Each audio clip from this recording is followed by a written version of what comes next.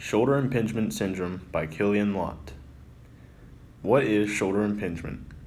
It is tendinitis of the rotator cuff muscles, more specifically the infraspinatus and supraspinatus muscles. This tendinitis is caused by compression of the tendons in the subacromial space of the shoulder. The inflamed tendons cause a restriction in the range of motion of the shoulder accompanied by pain and loss of muscle movement. This condition is often seen in patients involved in repetitive overhead movements. As this image is showing, the supraspinatus tendon runs inferiorly to the acromion. Superiorly to this tendon lies the subacromial bursa.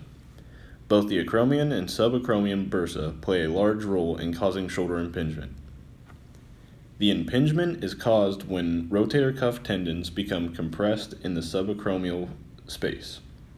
The tendons then rub against the surrounding tissue and bone, causing the subacromial bursa to become inflamed, leading to an even more restricted subacromial space.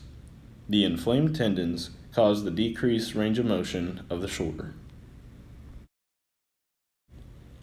There are two types of shoulder impingement: subacromial impingement and internal shoulder impingement. Subacromial impingement occurs underneath of the acromioclavicular joint. If this space is decreased in size in a way that will restrict movement of rotator cuff tendons, the tendons will cause friction against the surrounding area and become inflamed. The subacromial bursa will also likely become inflamed. This is primarily involved with the infraspinatus and supraspinatus tendons, as well as the long head of the biceps brachii tendon, glenohumeral joint capsule, and the subacromial bursa.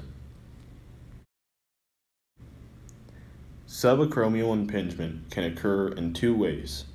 Primary subacromial impingement is caused by a structure such as bony spurs or subacromial bursitis getting in the way of the subacromial space.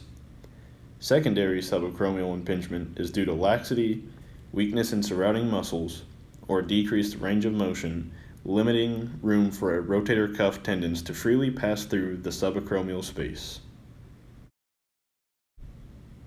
The acromion can cause restriction of rotator cuff muscles if the shape is even just a little bit off.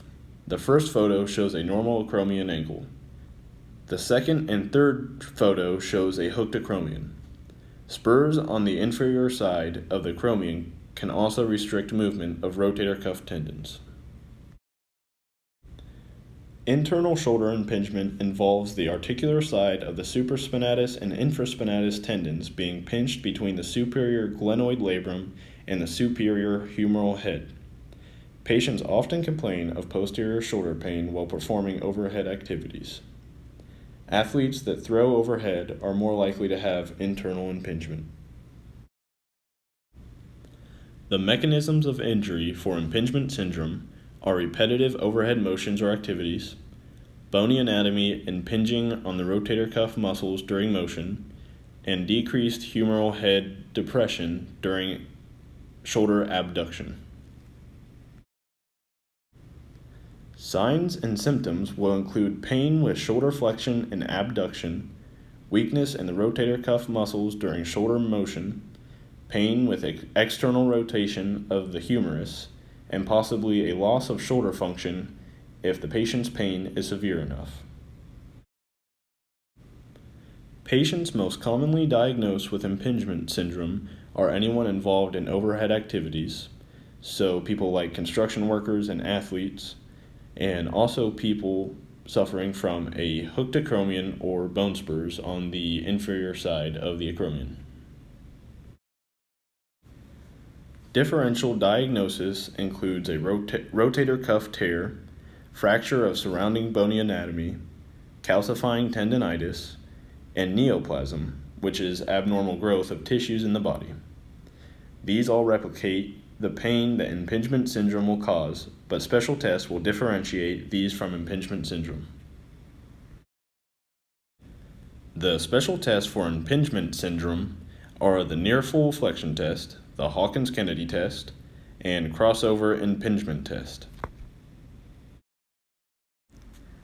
Anterior pain in the near full flexion test is indicative of subacromial impingement, while posterior pain is indicative of internal impingement.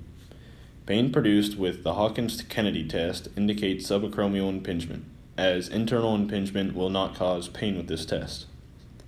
The crossover impingement test produces pain with both the subacromial and internal impingement.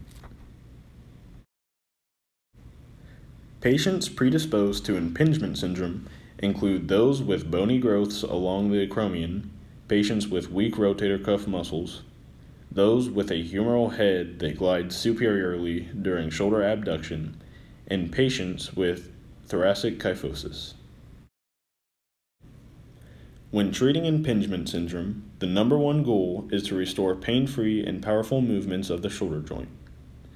Initially, conservative treatments should be used such as ice, eliminating overhead activity, strengthening rotator cuff muscles, and correcting bony alignment in the shoulder joint.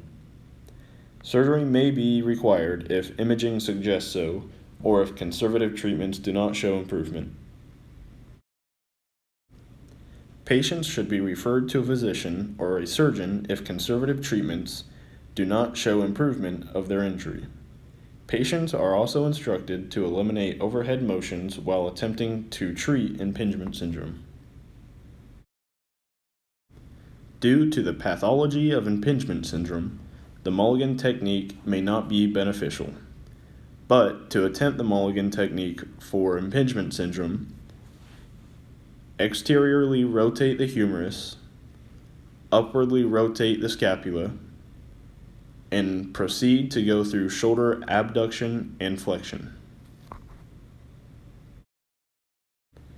Preventing impingement syndrome includes strengthening the rotator cuff muscles while focusing on the infraspinatus and supraspinatus muscles, limiting work done overhead and correcting postural issues that may lead to a depressed scapula and acromion also helps to prevent impingement syndrome.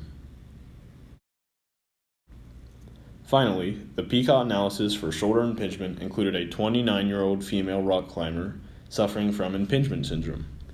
The athlete attempted to make a list of exercises to strengthen her rotator cuff muscles to help alleviate her pain from impingement syndrome, but this did not help.